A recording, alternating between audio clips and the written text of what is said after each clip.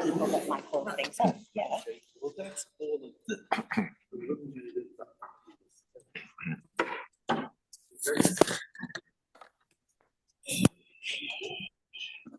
So next, some announcements, and then we'll start.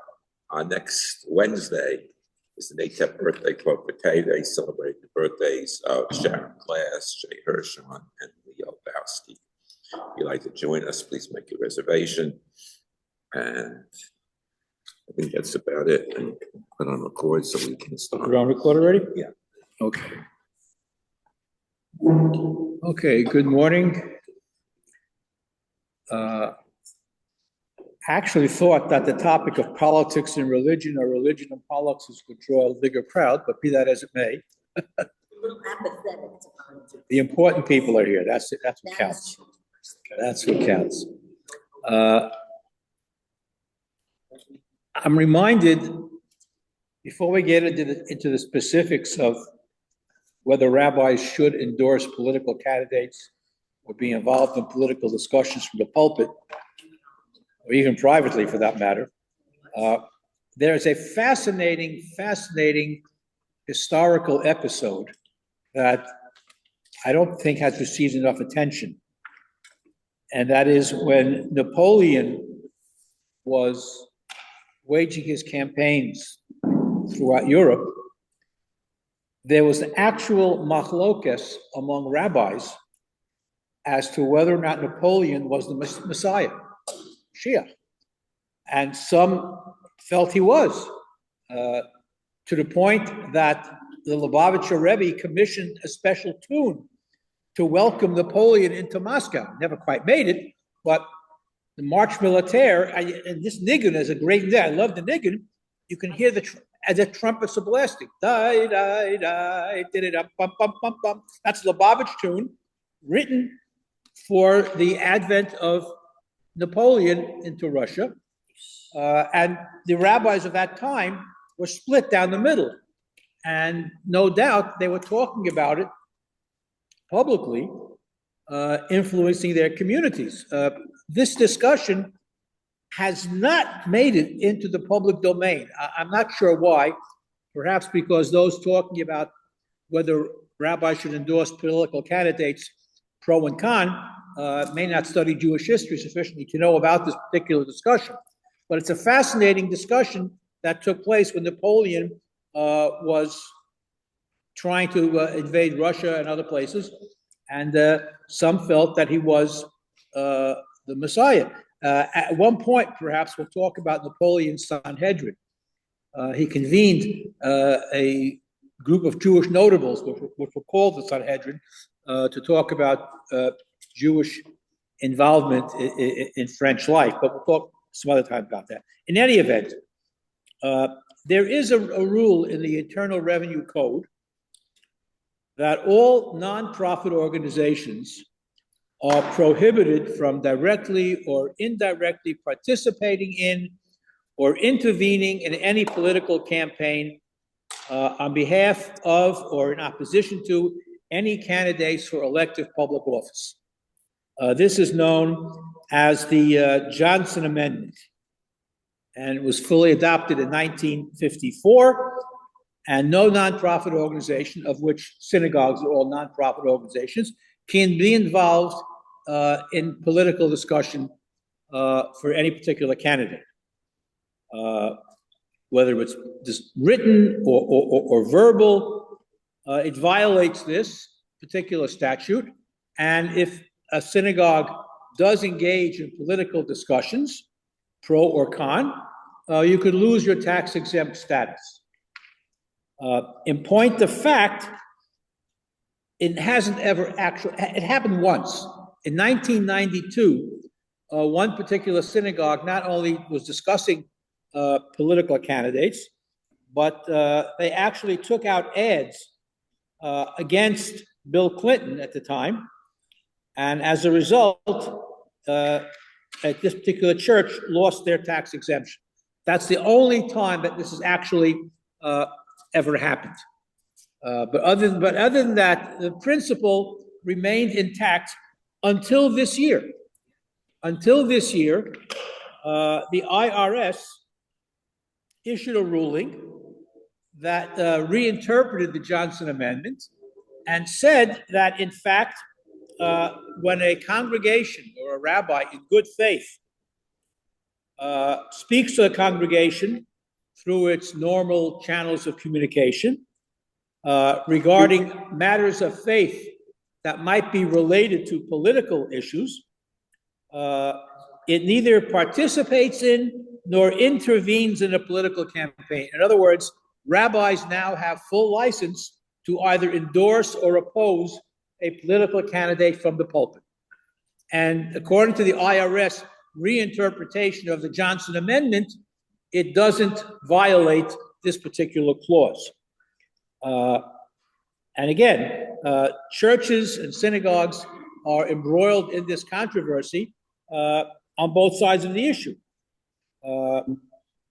Now, even though it might be legal to do so, is it a good idea for rabbis to endorse candidates running for political office? So that's what I want to discuss a little bit this morning. Does that go across all religions? Yes, all not religions, all nonprofit organizations.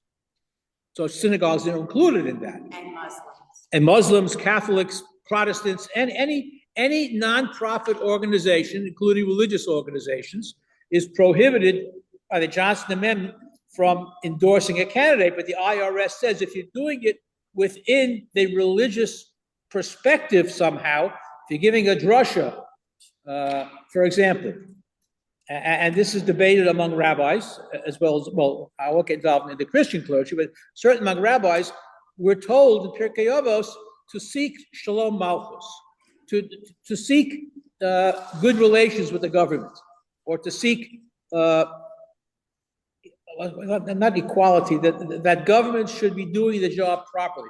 You can find many psukim that can be interpreted to say that we should do whatever we can to make sure the government is behaving properly. Now, I do have to make a distinction here, and this is a very fine distinction, perhaps. If there is a political issue or a candidate that advocates or opposes something that relates to halacha, then you have a much difficult situation. For example, at one point, a number of years ago, the Jersey legislature was considering physician-assisted death to make it legal in New Jersey. And at that point, Rabbi Yudin spoke out against it. And he said that we should write to our congressmen and our representatives in New Jersey, in Trenton, that they shouldn't vote for this because this opposes halacha. Yeah. I would like the mayor of New York City. Okay, I'll come to that. I will come to that. Let's say something. I will come to that. I mean, it's not just the mayor of New York City. It's the president of the United States. During the previous elections, the fact that President Trump was pro-Israel and is pro-Israel so far allowed many, many people to support him who would otherwise be opposed to his other issues. And the fact that because that was the only issue that drove many, many Jews to vote for Trump. All the other stuff was kind of disregarded because this became the primary issue. Now, was it appropriate and is it appropriate for rabbis to encourage people to vote for President Trump because he supported Israel? Well, there's two sides of the coin. There's always two sides. That's what we're talking about. There are two sides. I think that comparison is really. Well, no, but it's the same thing as going on with the mayor of New York right now. Mamdani. The same as Trump, because depending on your political point of view, Correct. You can say negative against Trump. You can say positive against. Yes, Trump. he's very positive. I don't like Trump as a person, and I think that's what drives the problem with Trump. Because depending on your political slant, you might think Trump is probably a great president. He might be the greatest president ever. Ask him; he'll tell you. Yeah, but you could ask him. I guarantee you could ask people here. Half the people would say this, and half the people would say this. So this is the whole point. Should rabbis do things to support or oppose a candidate which would split the community up? That's exactly the point. because any candidate, I would assume, has pros and cons. No one is all bad or all good. However, depending who you talk to, other people will disagree with that estimation.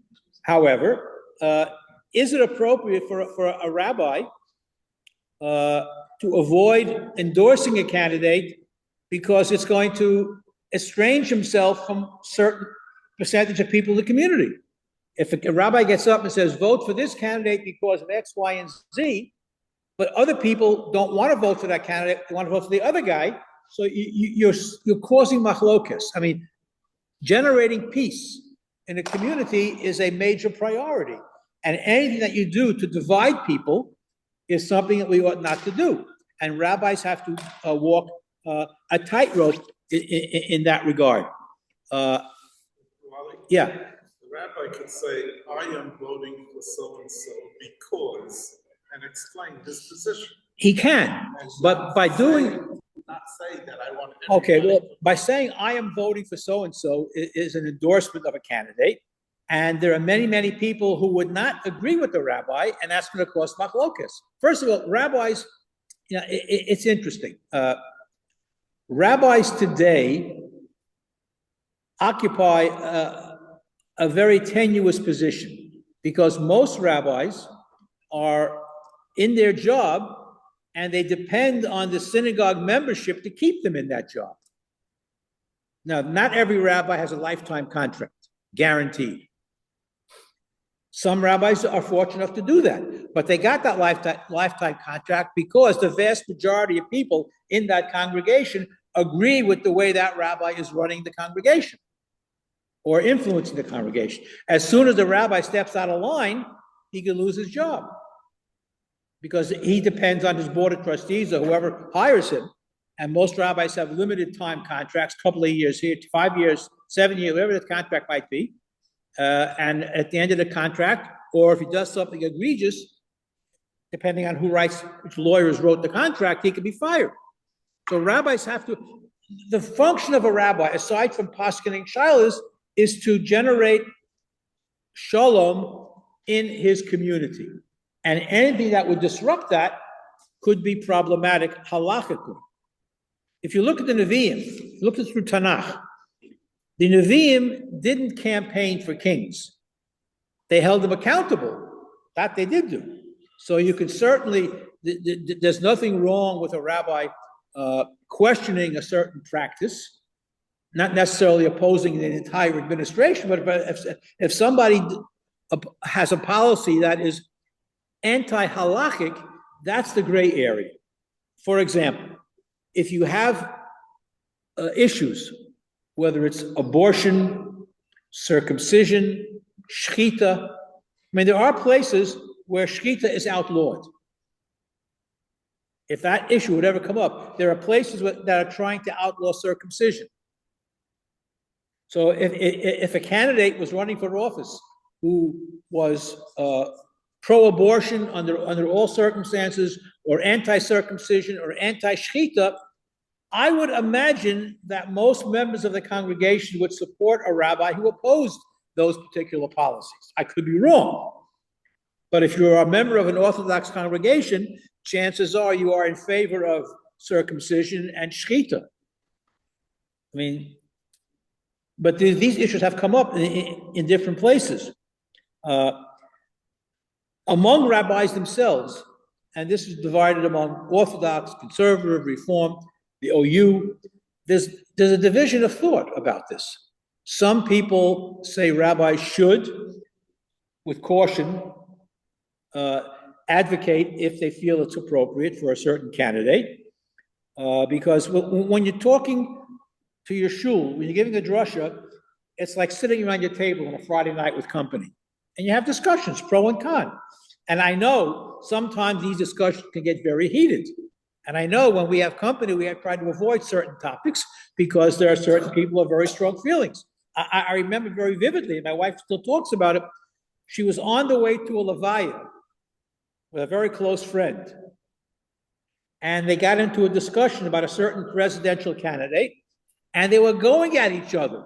And by the time they got to the funeral, they were both furious at each other on the way to a Levaya, because they had started, they touched on a very sensitive issue. But here, this is something, is it appropriate within normal rules? And if the rabbi feels that from a halakhic perspective, Vasisa hayashar v'hatov, he really believes that he's doing the right thing, or he really believes that a particular person is holding a position that is inimical to the Jewish community, if he feels that it's not going to cause rupture in the community, then maybe these rabbis are in favor of advocating. And there are many rabbis today. There's a very prominent synagogues in New York came out publicly against Mamdani when he was running, and they not only did they give sermons, but they published those sermons. And the same thing was true in other political actions.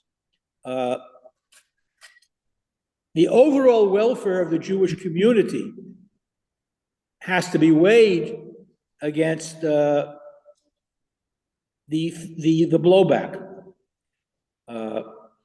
Is it an act of theological significance, or where does theology stand when it comes to liberty, security, justice for Jews and their neighbors? And these things have to be balanced very, very carefully.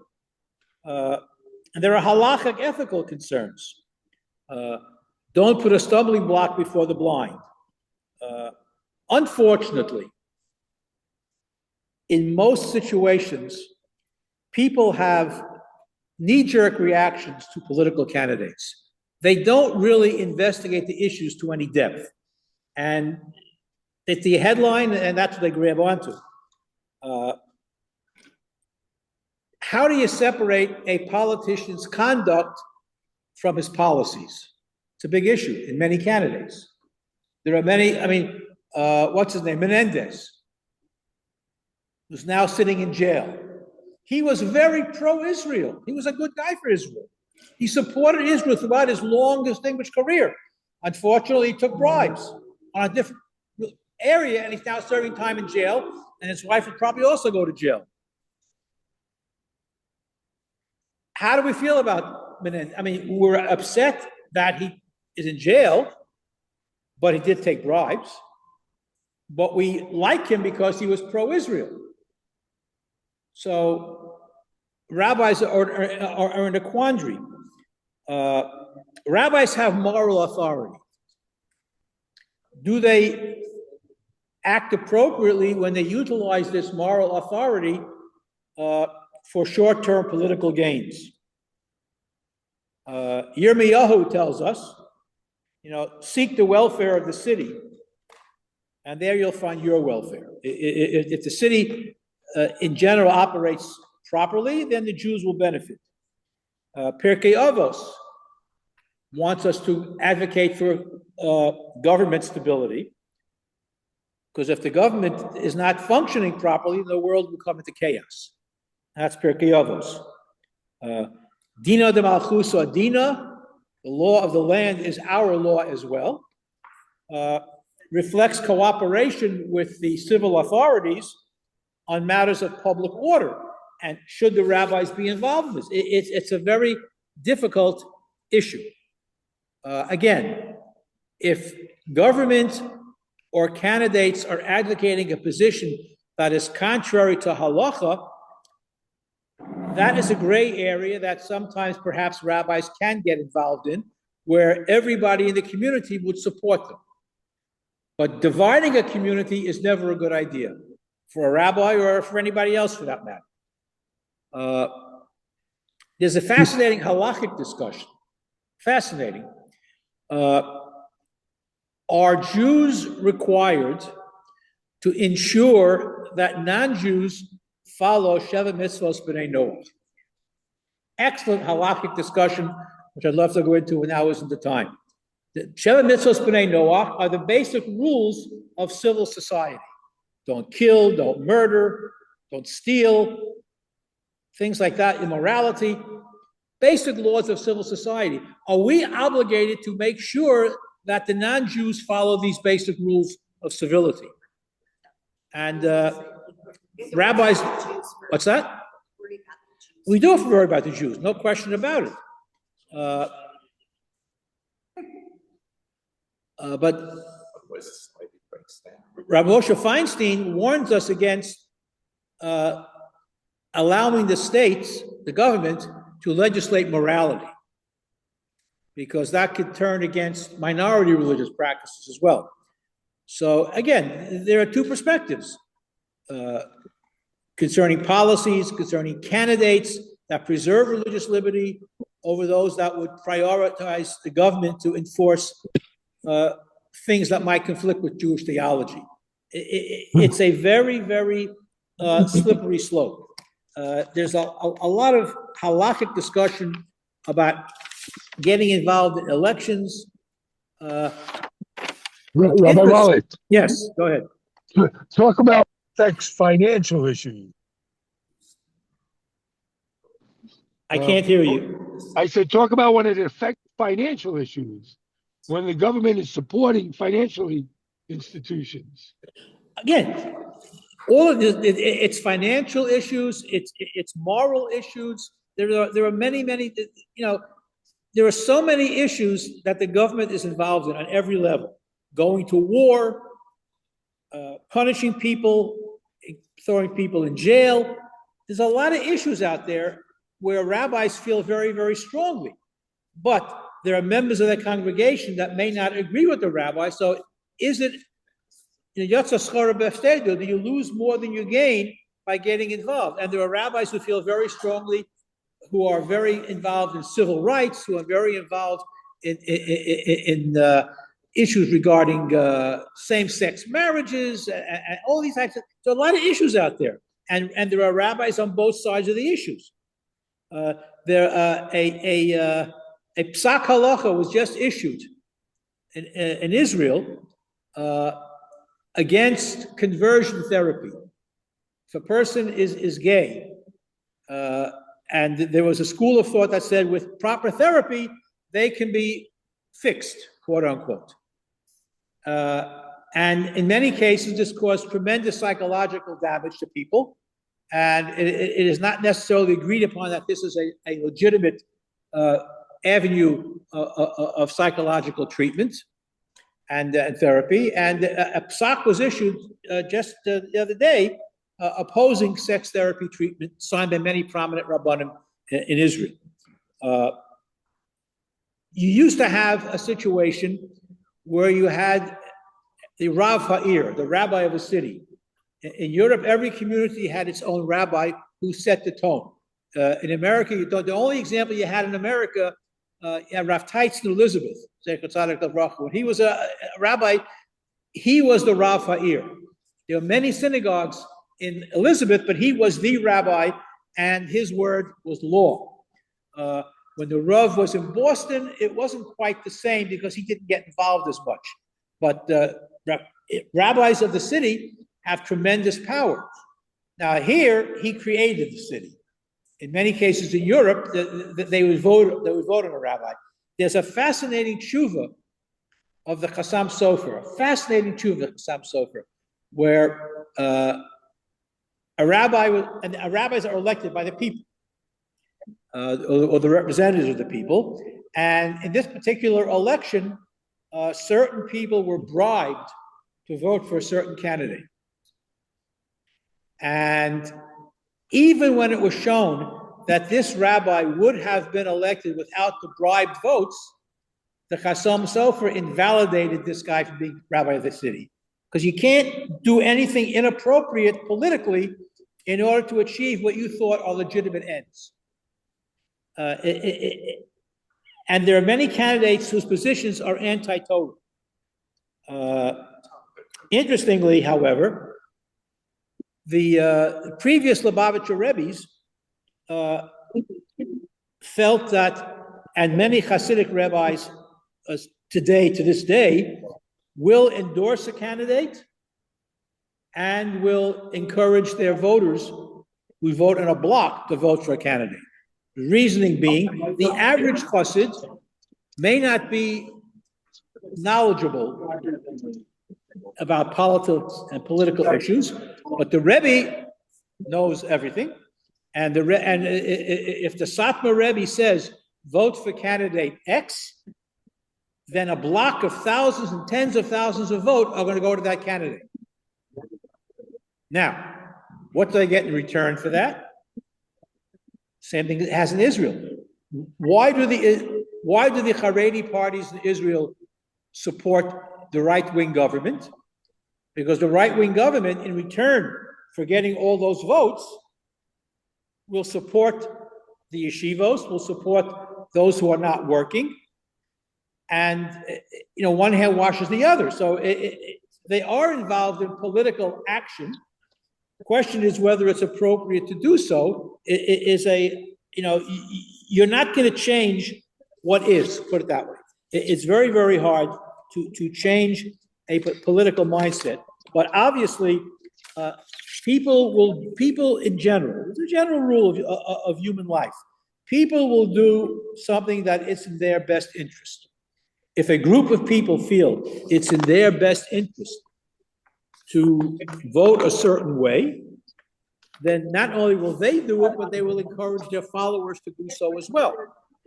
From a halakhic perspective, again, how do you interpret Vasisa Vayashar Hatov, to do the right thing? What is the right thing? Is the right thing to support an issue, or is the right thing to cause dissension in your community? Wally, Yes. if segregation is the law of the land, how can we go against that? Okay, it's a very good question, which is why there are many rabbis who marched with Martin Luther King to support those bills in Congress and to end segregation. And sometimes you need to take a stand. Now, if you are a rabbi in the North, it's very easy to take a stand against segregation. We won the Civil War.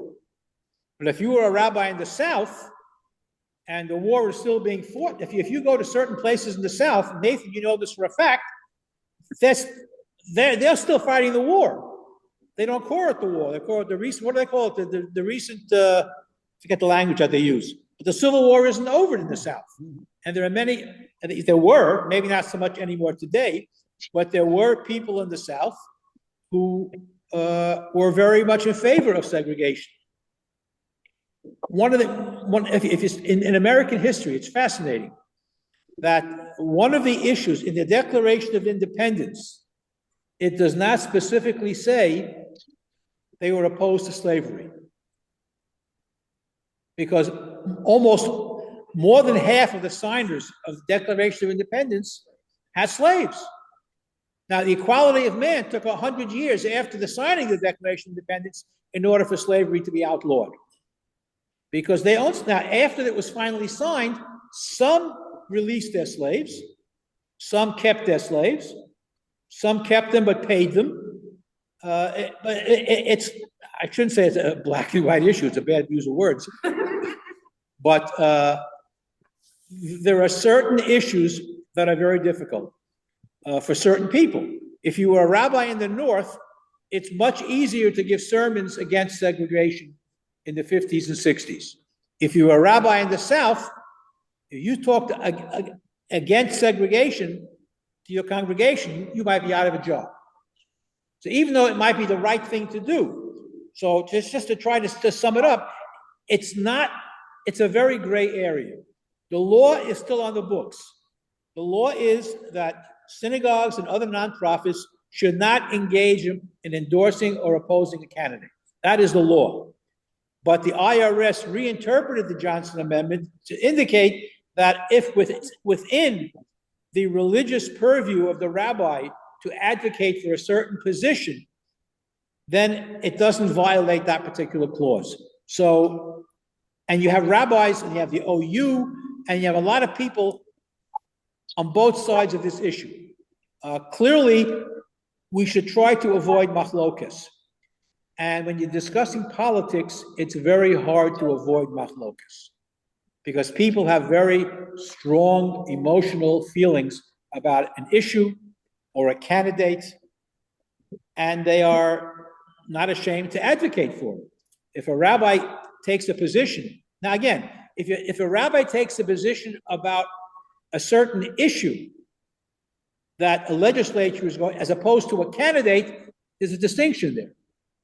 There's a distinction there. If there's a motion on the table to outlaw shechita, because it's inhumane, all right?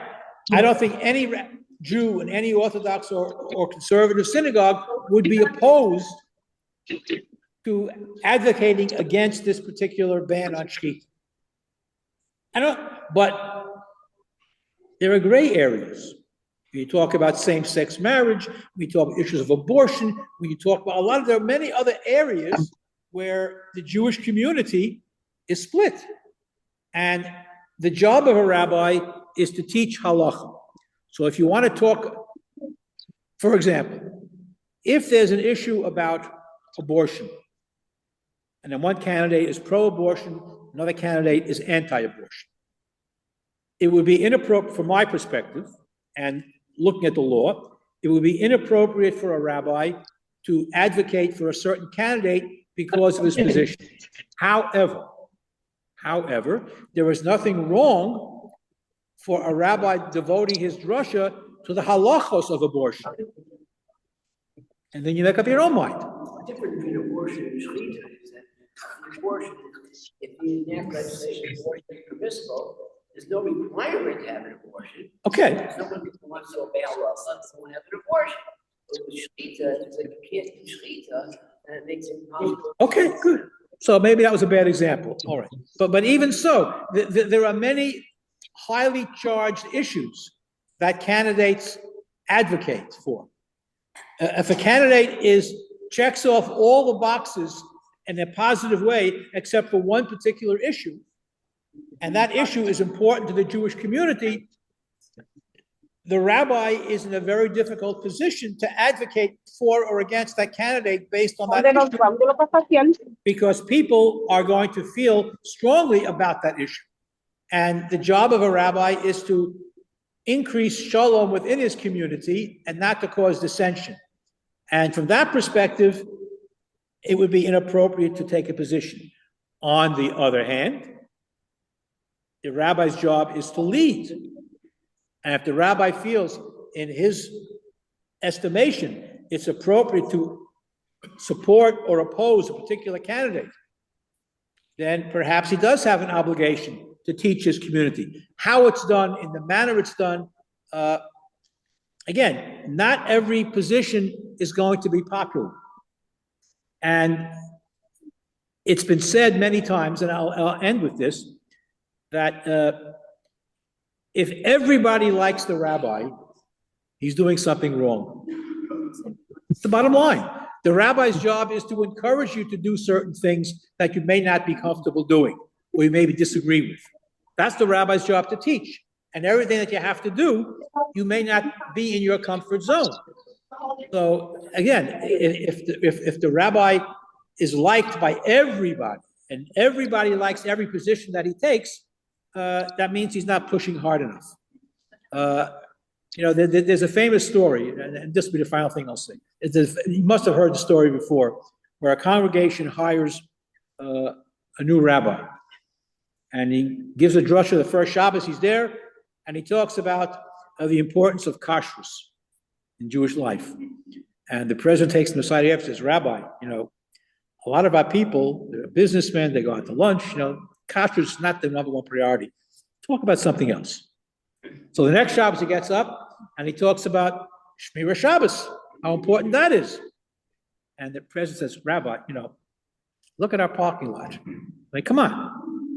This is the modern time. People are not into Shabbos that much. People drive. Talk about something else." So the next Shabbos, the rabbi gets up and he talks about the importance of Taras HaMishpacha and Mikveh. And the president is very frustrated. "Rabbi, you have to know your congregation. And you can't talk about things that people are not into." So the rabbi says, "So what should I talk about?" He says, "Talk about something Jewish." Very good. I wish it were a joke. In any event, have a wonderful day, make the right decisions, and and hopefully won't cause any dissension in the Jewish community. But it's still splitting us apart. Thank you, Wally. Have Very a great good. day. Thank you. Nice you talk. Thank you. Bye-bye. Take care. You too. So, Michi in here? Very interesting. Okay, we didn't bench, so we have a bracha achrona. Thank you, Rabbi. And bread. Oh, you have bread? Yeah, yes, thanks. Where were you hiding the bread? People that can't eat pancakes. Aha, okay. You will go ahead and bench. Okay. Yishem Rein Baruch, Me'atov Yad Olam. Rosh Tam Shlot V'Chayinu.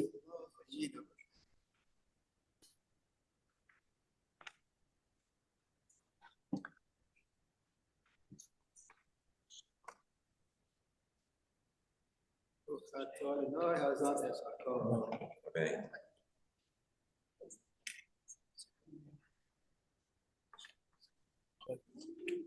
Hey,